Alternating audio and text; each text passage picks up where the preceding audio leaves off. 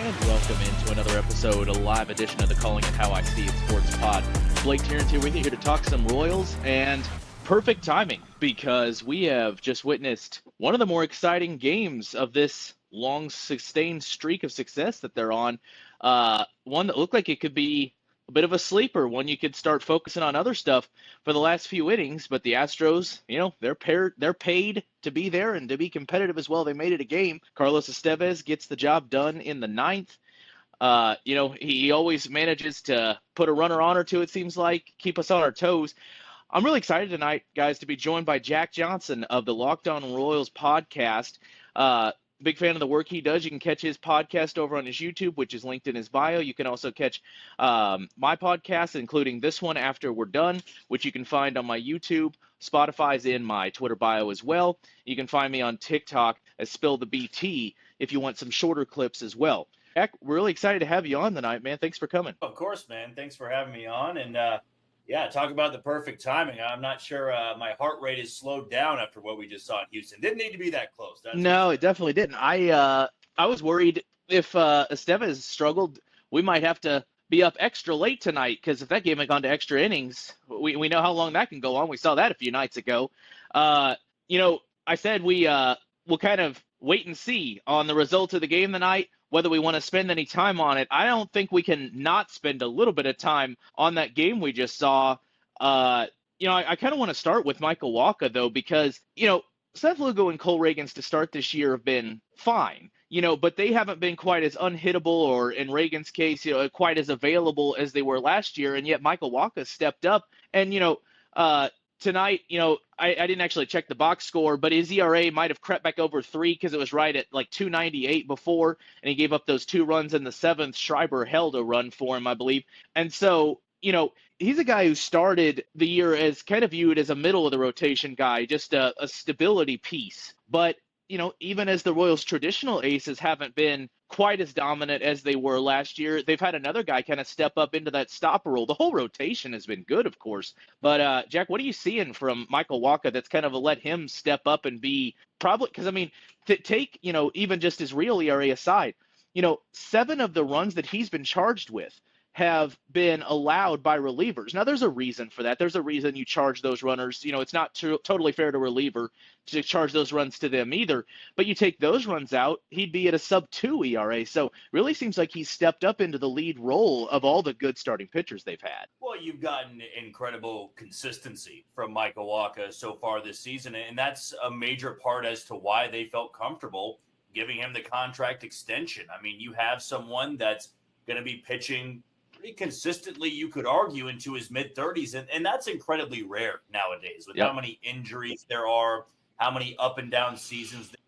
You could argue that Michael Wacha has gotten better with age, and the Royals clearly saw that. It's what back in the offseason of 2023/2024, they knew that with his time in San Diego, there was almost this revamping of his arsenal, if you will. You always knew he had a good changeup, but there were other parts to his game that were improving. He didn't really have the inning workload in San Diego, but that almost set him up better for 2024 in Kansas City because he only threw about 125 to 140 innings in San Diego. That allowed him to go deeper in 2024. And this year, aside from one start where he gave up 4 runs in 5 innings, I'm blanking on who it was against, but he's given up 3 runs or less against every other team that he started against this year. And tonight, you could really see that when he's dialed in, he's locked in. He's really hard to square up.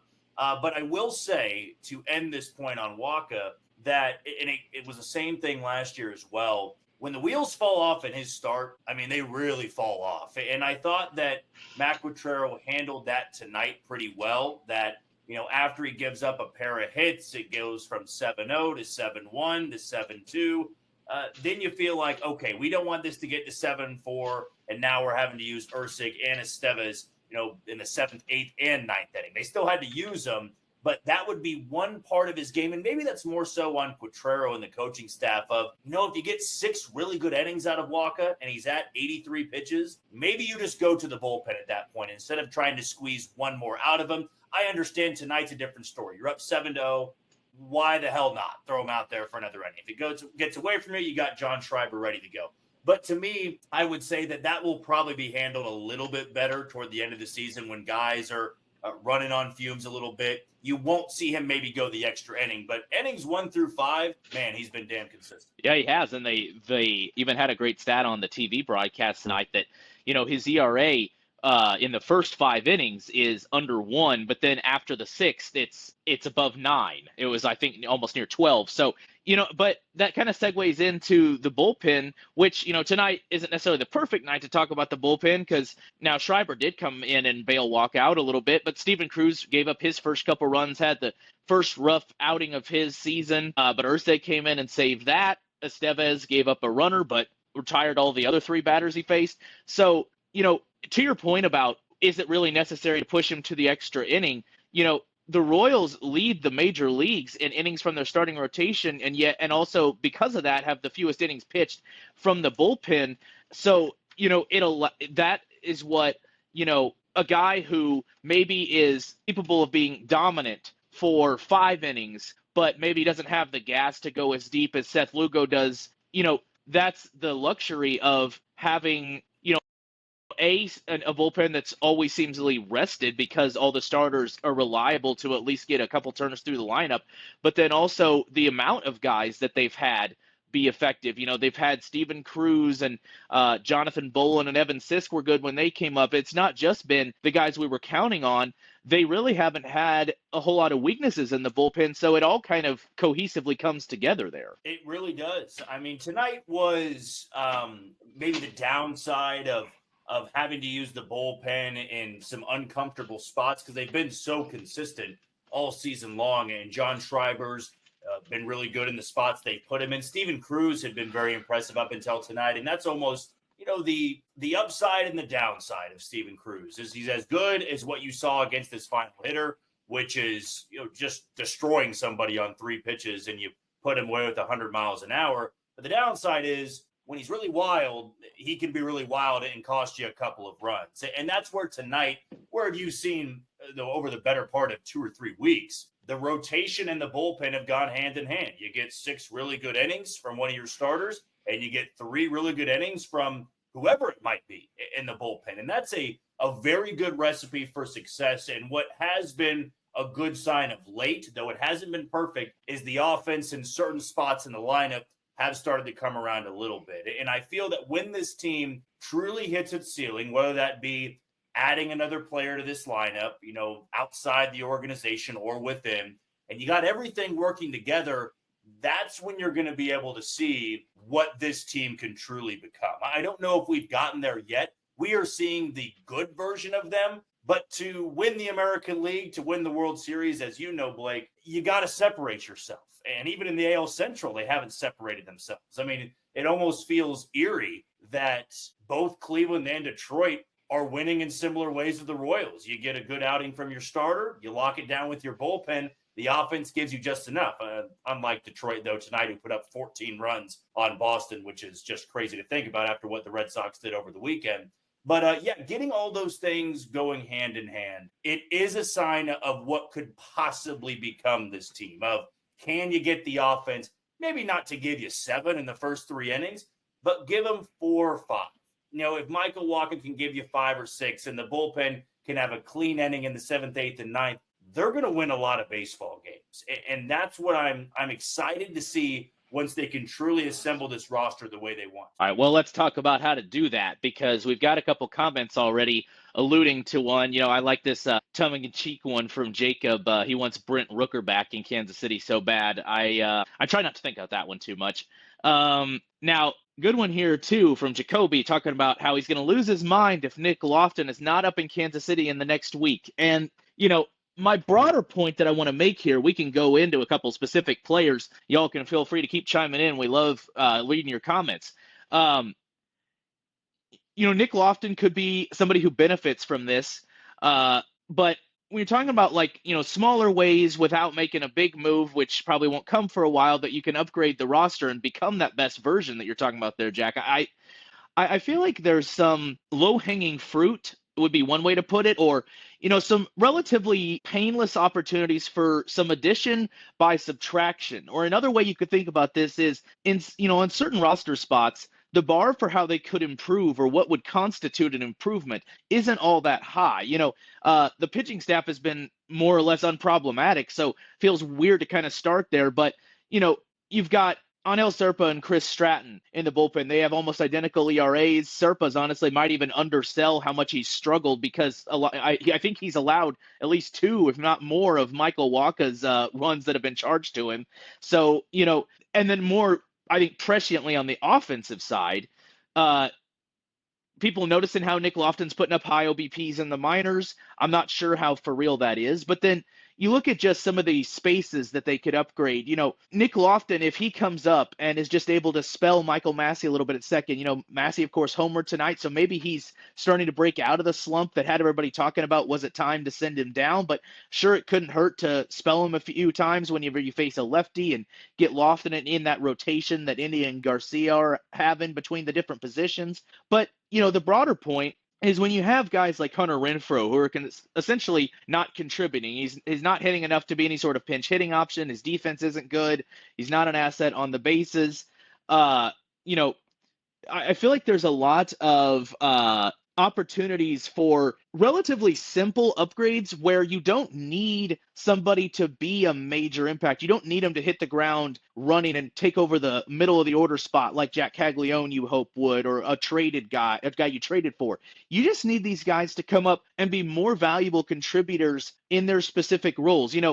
Like Drew Waters, especially if you look at the underlying metrics, probably isn't even a super long-term solution, but he's a godsend for this team right now when the alternative was MJ Melendez. I feel like there's a couple other roster spots that you could easily find upgrades, where the bar isn't terribly high and the expectations and the demands won't be terribly high. Yeah, you make a great point when it comes to looking at the options within and what should be expected of them. Where I keep going back to, because we also have to acknowledge that the Royals did, for the time being, hit on someone like Drew Waters. Yeah. Now, they'd given him opportunities, but he's clearly doing better than what MJ Melendez was doing.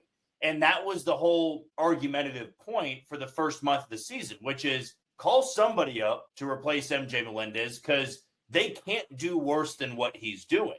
And why it's been such an improvement is that MJ was seen as a starter, at least in the eyes of the coaching staff, leaving spring training, maybe not every single game, but he was not a bench player. He was going to be out there more times than not. And then Drew Waters coming up and turning a 085 hitter into a 275 hitter, you are seeing the benefits to that lineup. Where I come back to with Renfroe is very quite simple. Hunter Renfroe is not an everyday player anymore. He is a bench player. And yes, we did see him in the lineup on Saturday, and I can't remember if he was in the lineup yesterday. He wasn't tonight, but we have seen him not in the lineup, back-to-back days, I would say. Or it might have been on Saturday and Sunday, but really since the beginning of May, he's taken a back seat. So when it gets to that point about Nick Lofton or Tyler Gentry or John Ray, does it really benefit this team to replace Hunter Renfroe? And that's going to happen, right? I have full confidence that at some point they're going to replace Hunter Renfroe, and it might be someone outside the organization. It might be Jack Caglione. Like, that is going to happen at one point. But to me, I'm almost over the point of Hunter Renfroe's the problem of this offense because he's not playing anymore, to be honest with you. Yeah, you could get an extra bat like Nick Lofton who could help you out in certain games, and you're always trying to find advantages here and there. But when I look at truly trying to improve this team, it's not about, they need someone to replace Hunter Renfroe. That can happen at any point. If they were to call up Nick Lofton tomorrow and DFA Hunter Renfroe, okay, then they've got somebody off the bench who is better than Hunter Renfroe, or at least could give you a little bit of a higher upside. I'm more interested in what can they do to the everyday lineup to make them the best version of this team, how they can go from a playoff team to a division winner, and from a division winner to an American League winner that can compete with the Yankees, that can compete with the Red Sox, and maybe if they run into the Mariners in the playoffs, like, they're going to need an offense to compete against some of those pitching staffs. And so for me, I'm looking more so as to guys out there, or maybe if it's Jack Caglione or a middle of the order bat they might be targeting at the deadline. That's more so what I think needs to have the attention on, rather than well, when is Hunter Renfroe going to be gone? In my opinion, that's going to happen at some point, but I'm not sure it's the main problem for this offense right now. Yeah, how do you think if they were to make a move like that, because obviously Nick Lofton isn't directly replacing Hunter Renfroe, certainly not in skill set. If they were to make a move like that, uh, what do you think that adds to the construction ability of the lineup card? Like our next topic we wanted to cover was, especially this probably was more of a pressing concern a week ago, and then he's kind of heated up a little bit. Uh, you know, if Michael Massey needed, whether or not you believe he should be sent down, maybe you can just give him a few breaks and spell him a little bit. Uh, could Lofton join that rotation with Indy and Garcia because we've even seen Lofton play a little bit of outfield, probably mostly in the corners. So he could take over a few of those Renfroe at bats, but mostly he'd probably be rotating with Indy and Garcia between second, third, and even short if you wanted to. I think it was kind of clever. I'm not understanding, honestly, how much pushback I saw on Twitter. I thought it was kind of clever to give Bobby some DH at bats. As good of a defensive shortstop as he is, the Royals have kind of struggled to get, They don't really have enough good hitters to have a true DH, I guess, is really what it boils down to. So kind of clever to get him some half days off, get some production from that DH spot. And we know that at least Garcia from that rotation of guys is also a very good, capable shortstop.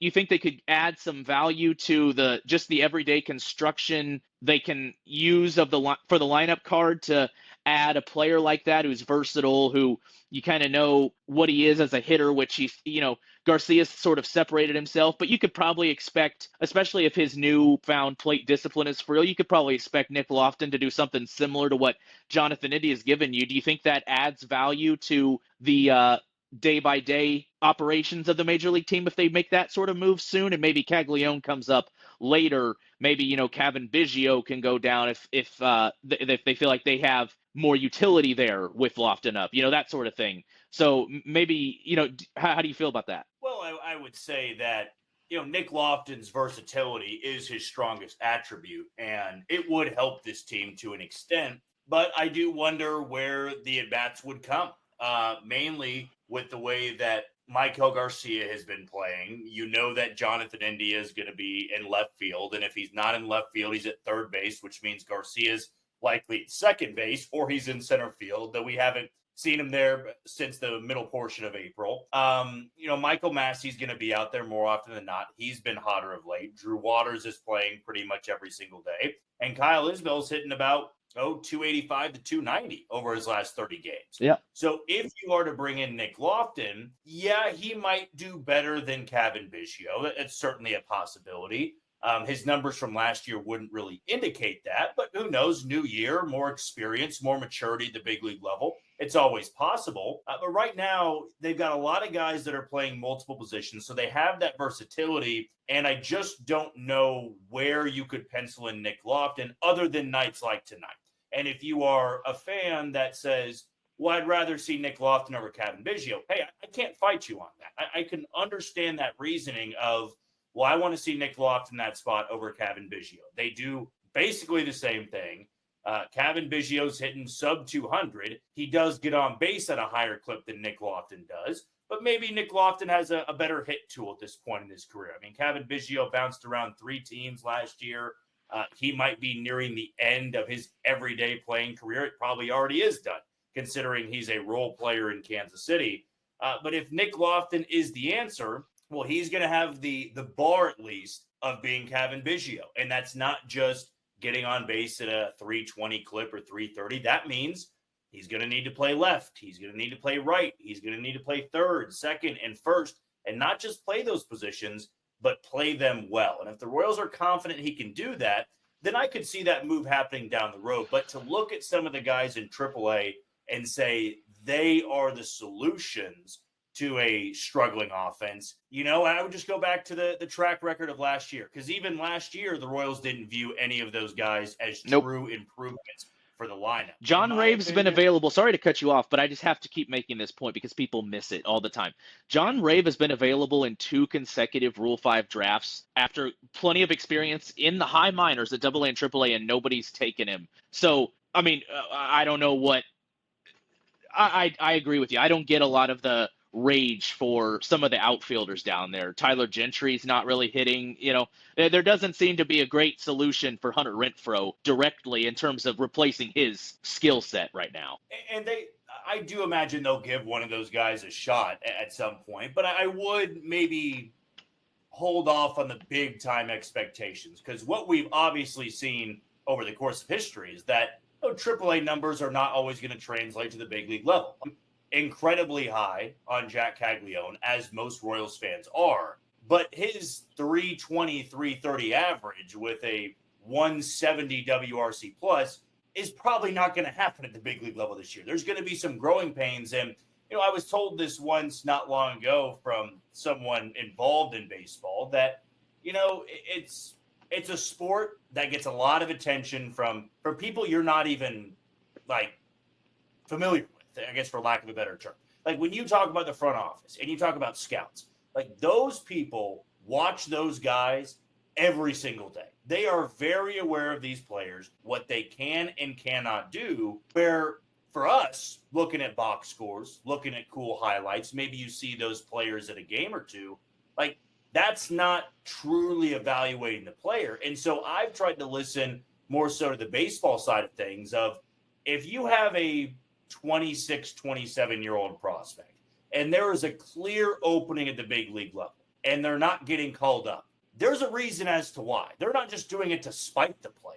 There's clearly a hole in their game that they feel will be exploited at the big league level. When it comes to Hunter Renfroe, look, he's been absolutely unplayable for a while. But he is a experienced big leaguer, and you probably didn't expect me to defend Hunter Renfroe here, because I also said I don't expect him on the roster that much longer. But they may lean on the side of, okay, last year he wasn't great, but he also had spurts where he was a good hitter, an above-average hitter.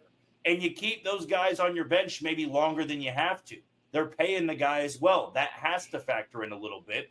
And to me, when they make that move to eventually DFA him, or maybe he winds up on the phantom IL, as we like to call it, then that will be the end. And they feel that somebody else in AAA Omaha could be the solution. Or maybe it's a trade from another organization out there, somebody that's blocked in another organization, or somebody that can help them right now. But when that time comes, they will have basically explored all options of who would be an upgrade, why they had to make the move. They're not going to have that knee-jerk reactionary thing where he's not playing well, everybody wants him cut, therefore they're going to cut him. They're going to think it through maybe a little bit longer than some people want. I want to kind of touch on what we've touched on this rotation of guys, or could you benefit from addition by subtraction a little bit on the pitching side? Again, probably it's less of a pressing concern, but you also need more pitchers than position players in terms of your game by game. So we've got an interesting question here from Sam. He's specifically wondering about what it might take to see Noah Cameron back up,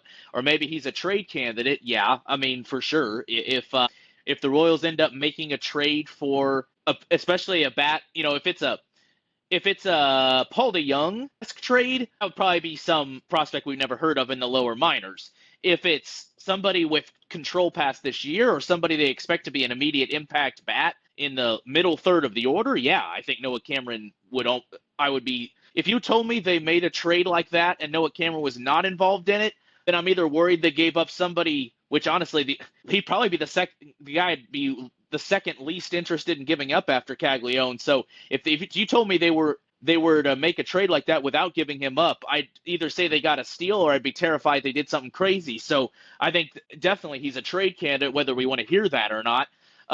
Jack, I want to see what you think on the pitching side of things, though, in terms of maybe just adding to the back of the roster there, because we've seen what Steven Cruz can do. He just gave up his first runs, and I'm not sure how many appearances he has off the top of my head, but he hadn't given up a run yet. Jonathan Bolin didn't give up a run and faced 6 batters, retired them all when he came up for a doubleheader. He's been a good reliever in the minors this year. Evan Sisk is a nice lefty specialist. Taylor Clark has been a nice addition. Do you think they could stand to beef up the back, however you call it, because people think of the back end as the one that pitches the back end of games, but the mop up end of the bullpen, I guess, if you will, Zerpa, is an arbitration player, I believe, this year, so he's making, above the league minimum, so that always complicates things. I don't think the team loves to send guys making over $1 million down to Omaha, but and Stratton, of course, you'd have to release. But they've had a couple other good stints in the majors from some of those guys, and of course Noah Cameron in that mix too, though he's probably more of a starter, and there's not an acute need in the bullpen right now. But then you also got to factor in guys like Alec Marsh and Kyle Wright working their way back from injury. How urgent, I guess, would probably be the real way to ask it, because we know they can probably upgrade from Chris Stratton and Angel Serpa. That's an easy question to answer. How urgent do you think that need is? It certainly doesn't seem to be hurting them too much now, but you can never have too many good relievers. So how urgent do you think that need is to try to find or bring up one of those guys that's shown some flashes and either give Zerpa a chance in the minors to reset or move on from Chris Stratton? I wouldn't say it's too terribly urgent, mainly because those are the mop-up guys. Now, Serpa's a little bit more high leverage than Chris Stratton's spot. I would say that Chris Stratton and Taylor Clark have taken on that role of when they're down by 3 in the ninth, when they're down by 6 or 7, those guys are going to get the innings. Now, Taylor Clark has been a pleasant surprise. He's pitched well since coming up from Omaha. Chris Stratton, not so much. Angel Serpa, not so much. I want to say, though, it's the perfect time to address something like this, considering how the game went tonight. I mean, Houston was out of that game in the third inning. Like, it was over by all accounts. And if they didn't have the performance from their bullpen, they don't have a chance in the ninth. Now, in the end, they lose that game, and you're not going to look back in September and go, oh, remember that time our bullpen kept things close, but we still lost. But it is important, because that is what separates the good bullpens from the great bullpens, that you can keep an offense down for 5 or 6 innings and give your team a chance to win it. I go back to last year when the Royals overcame that 8-0 hole against Seattle. They got some great work from the bullpen. They kept things interesting, and that allows the offense some time where those low leverage guys know they're not getting you the final 6 outs and a save, but they are important. And that's why right now it's not urgent. If they get to the deadline, I'm not sure it would be so much about improving the low leverage guys. I believe it would be about finding a legitimate left-handed arm. They don't have one in the bullpen. That is a problem, and that will be a problem until they address it. Angel Serpa has his moments. We know that he can be, an upside guy in the postseason. His stuff can play up 98, 99, but at times he's too hittable, and at times he's too erratic. And he's got a 7.20 ERA, which is the exact same as Chris Stratton.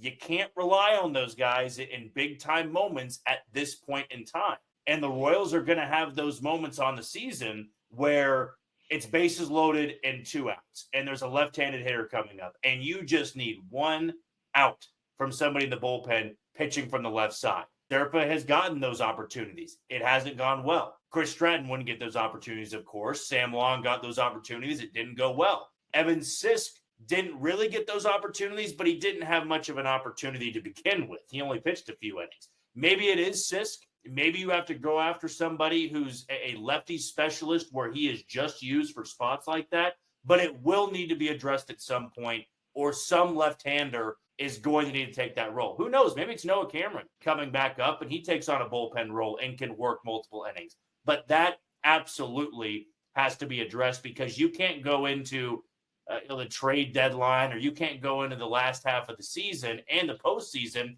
without a good left-handed bullpen arm. That would just be catastrophic in playing with fire, because you're going to run into a situation like that where you need a really good lefty. And I do take that back. They've got Daniel Lynch in that spot. I said no good lefties. They obviously got Daniel Lynch back there, but I'm more so meaning the lefty specialist, Yeah. the 1 inning, the guy you need for that 1 out, that 1 big pitch. And I view Daniel Lynch the multiple inning guy, not a get 1 out for me. He's got a higher leverage upside where that Angel Serpa role, they're still searching. It was Sam Long, then it was Serpa, then it was Sisk. They need somebody to stick there, and I wouldn't be shocked around the deadline if they try to acquire one of those rental, lower price guys that would be available. I want to switch back over real quick and get your take on something that I talked to David Lesky about last week, and because we actually saw our first little bitty sneak peek. It was just, I think, maybe 2 innings, or might have even just been 1 inning, and it was at the end of the game yesterday, uh, where the Royals pinch hit for Michael Massey against a left-handed reliever with Mark Canha. India was playing left field, so of course Canha took that spot. That's where he plays, as the corner outfield, and India actually moved to second base, logged his first innings there of the year. Now, it was made pretty clear to us that Jonathan India was going to be viewed as a versatile defender and going to be tried at multiple spots when they acquired him. But, I think what I said to David last week was there's a big difference between versatile and we don't like him at the position he's always played. Now, David made the good point that he did play other positions, third base actually more in the minor leagues, but in the majors, he'd always been a second baseman. Now, his metrics weren't necessarily great, but again, with Michael Massey somewhat heating up recently, but struggling overall to start the year, Maikel Garcia is out of position there. Kevin Biggio hasn't impressed offensively.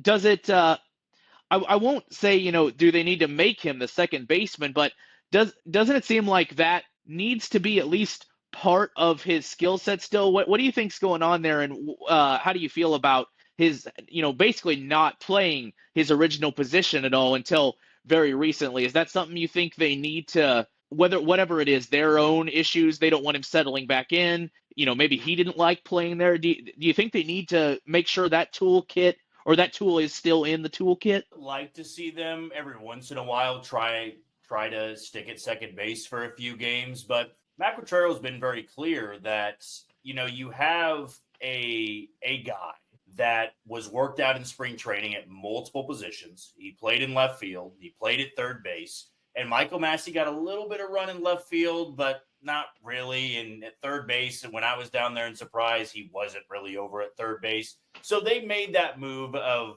Jonathan India being the guy to move around positions, and that was what they decided. And even though it hasn't gone flawlessly, there have clearly been some issues in left field. There have been some issues at third base. There was an error tonight at third base. Yep. They have to continue getting him reps there. And the reason I say that is I'm going to be very surprised if they were to move India to second base and then just bench Michael Massey, because I believe that the best version of this team has both of them on the field. I don't know if that's Jonathan India in left and Massey at second, or maybe it's India at second and Massey's DHing and you're moving around other guys. But Michael Massey was a league average hitter last year, and he plays good defense over at second base. In fact, better than Jonathan India. So if Jonathan India can hit 260, get on base at a 360, 365 clip, then I can live with some subpar defense at third base and left field. And if Massey can just be a league average hitter, his defense is going to play nicely over there at second base.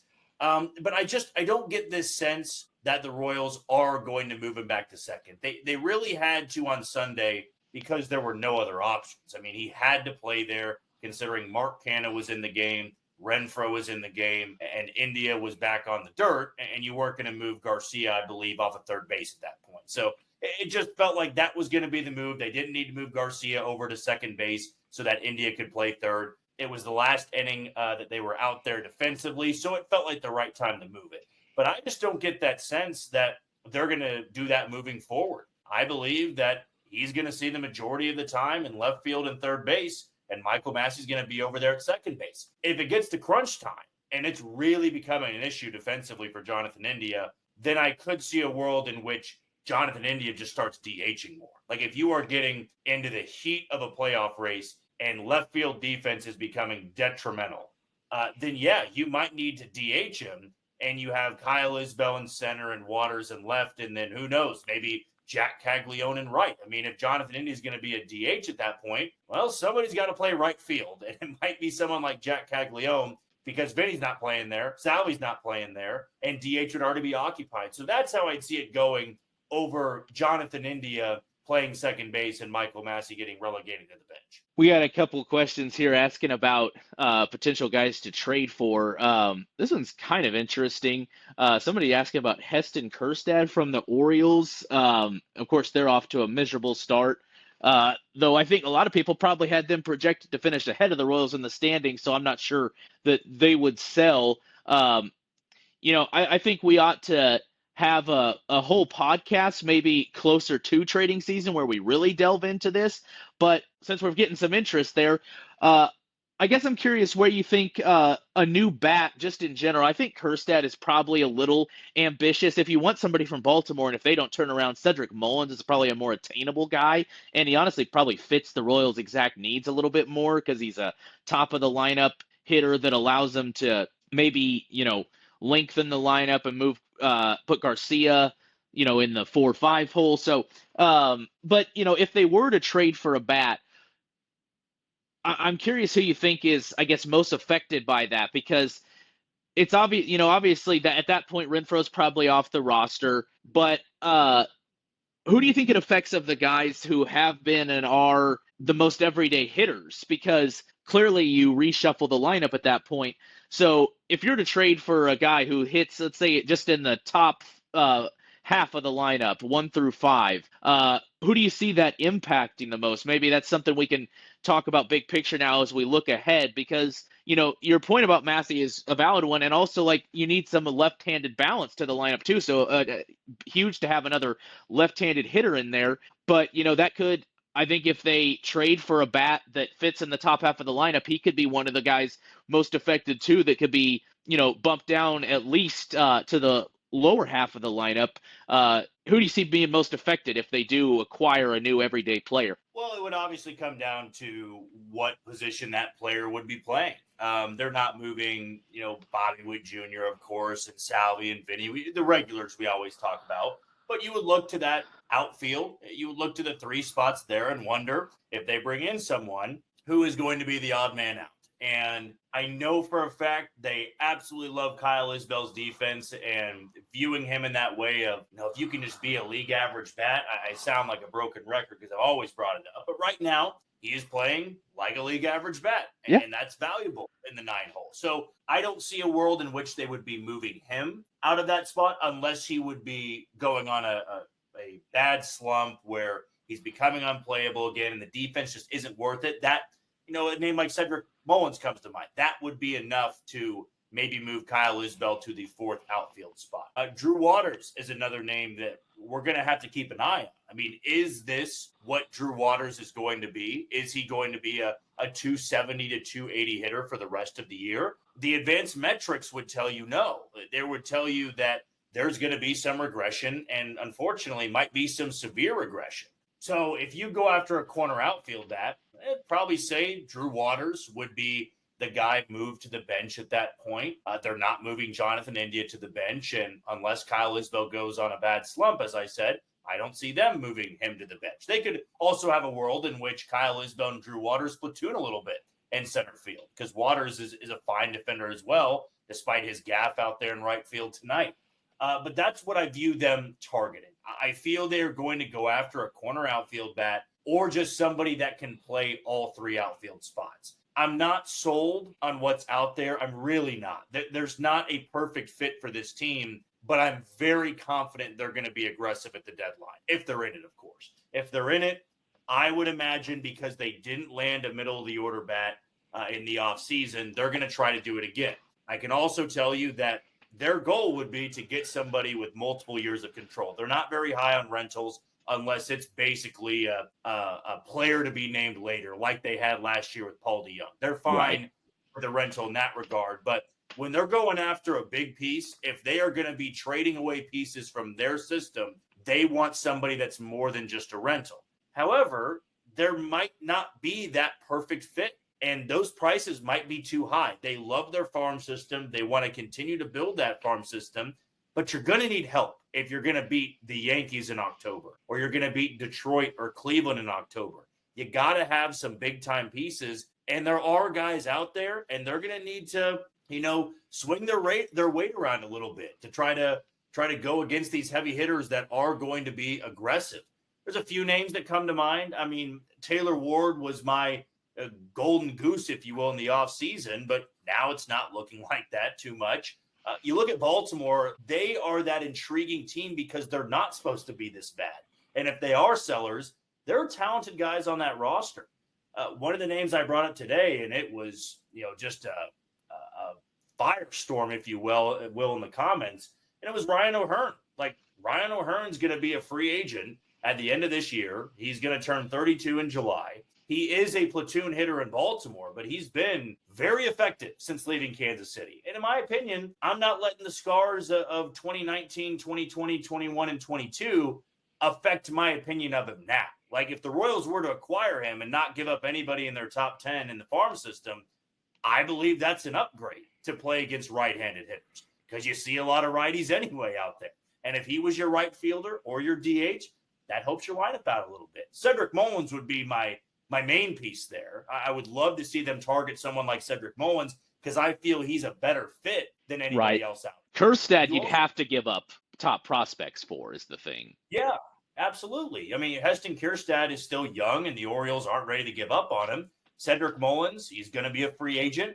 He's also been there for 8 years. I mean, he's a lifelong Oriole, and they're not going to give him up for nothing, even if they are sellers. So that's why I believe going into the deadline, don't be surprised if you see them linked to names that are being linked to pretty much everybody, but also don't be surprised if they acquire somebody that we weren't talking about at all. That's how I felt with Paul DeJong last year. Like, there was never any smoke to Paul DeJong being acquired, and then it happened. And I view something similar is going to happen this year as well.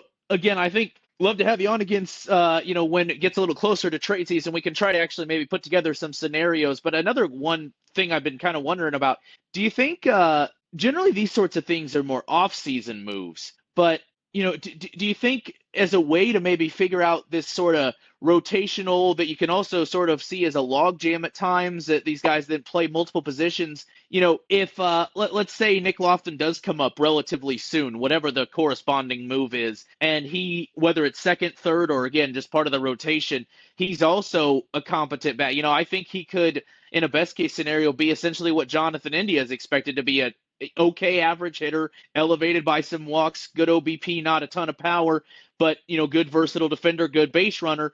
Could the Royals trade in lieu of maybe they want a guy like Cedric Mullins, and other teams are of course bidding for his services too, and so most teams are offering the Orioles 2 top 10 prospects. So maybe you have to give up Noah Cameron and I don't know, I would hope not Jensen or Mitchell, but maybe Caglianone's of course untouchable, but maybe you got to give up 2 of those guys to get a guy like Mullins. What about subbing a guy who's kind of in that rotation? Like Michael Massey's the main one that comes to mind.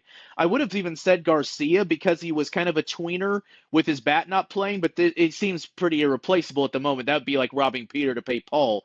But in a midseason trade, you think they could, maybe substitute a guy who is a guy like Massey, who's got a few years of club control left, so is kind of a pseudo prospect, if you will, and lighten the load on what they'd have to give up from the minor leagues? Does a move like that make sense? I guess in the right scenario, it could. But we heard last year too that the Royals are very big on, if they're buyers, they don't want to subtract from their big league roster. They want to add to it, and where they'd be subtracting is their minor league system. And here's where I'm at with prospects, because I'm also a big believer in Carter Jensen, and I'm a big believer in Blake Mitchell and Jack Caglione and Blake Walters and Ben Kudrna. I'm a believer in those guys because you're obviously biased toward your own prospects. When you're a fan of your team, you feel that those guys are always going to be good big leaguers, right? And it doesn't work out that way. It doesn't always work out that way. Sometimes you are burned by it. You trade away a prospect, and that prospect becomes very good somewhere else.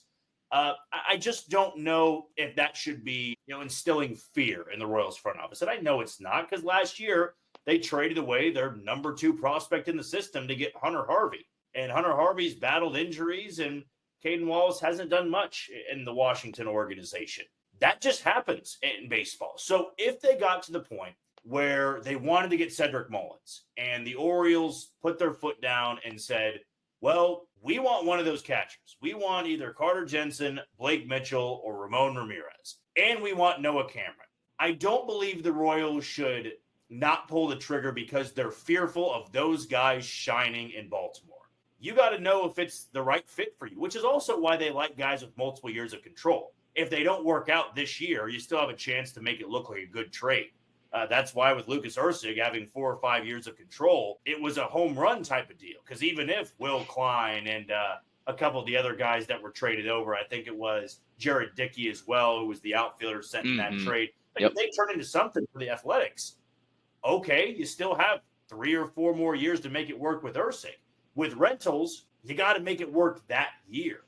So that's why I would say if they were to give up one of those big name guys, they're going to be targeting someone with multiple years of control. So it doesn't look like a failure of a trade if you get bounced in the first round and now you lost one of your top prospects because of that trade. You're getting some hell in the comments for bringing up Ryan Orr.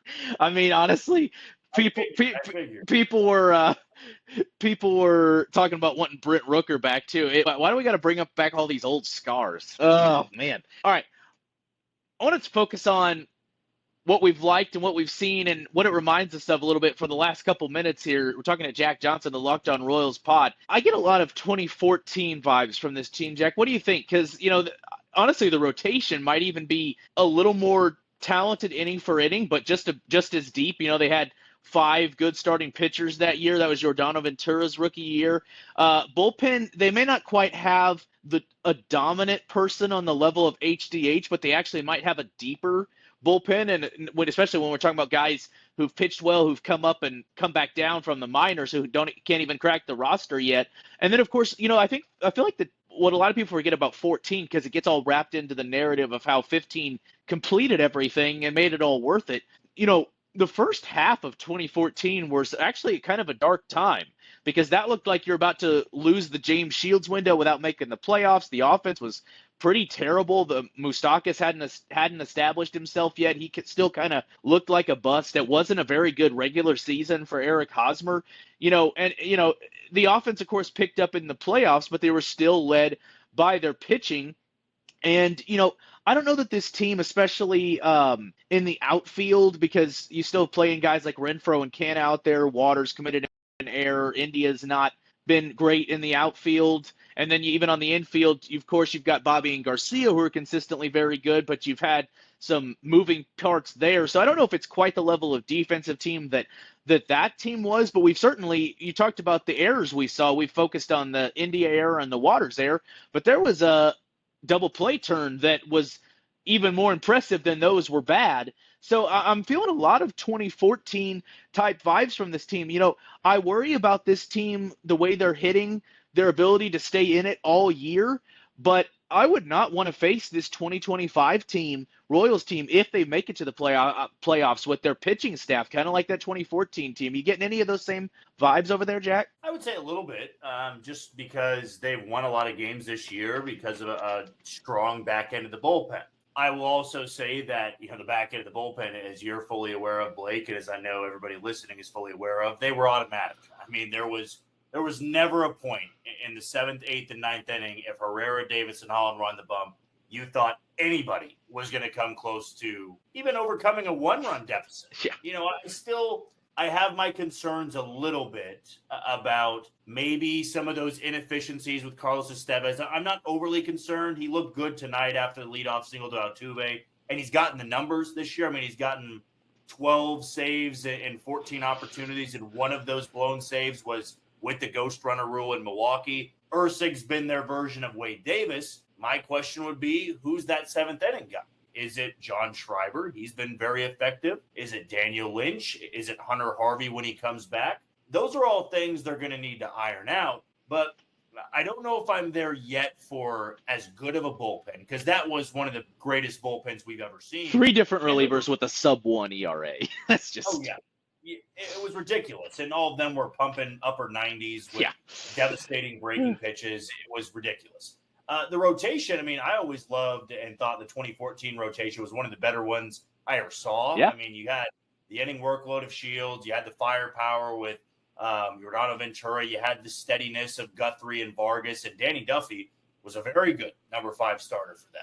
So there are similarities there. When it comes to the offense, as has been the way for multiple years, even with good Royals teams, you're not going to have a bunch of sluggers in there. You are going to have an up and down offense. 2015 might have been that outlier where you had multiple all-stars. Kane was great. Hosmer was great. Morales was great. Don't forget Omar Infante, all-star. And in the postseason, they had Ben Zobrist, but they're always going to have that inconsistency to them. What I will say is That 2014 team, that 2015 team, they didn't have a true MVP player like Bobby Witt Jr. Yep. That's the difference maker here, in my opinion. And to have him on the roster, that guy can take you places, as we know. It's about getting the strong supporting cast around him.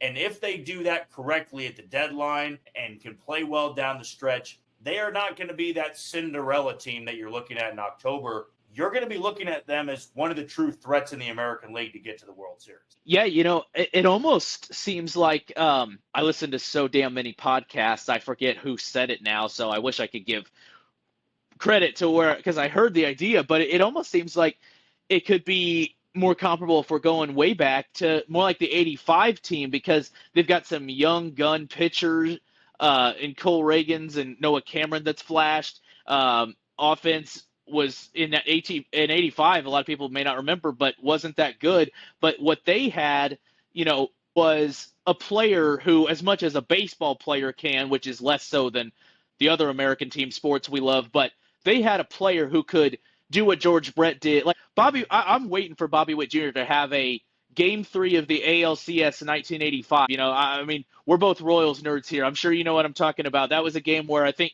he had 4 hits, including a homer, maybe even 2 homers, and made just a crazy defensive play to save the lead when they were up 1 run. That could be, to your point, that could be the X factor.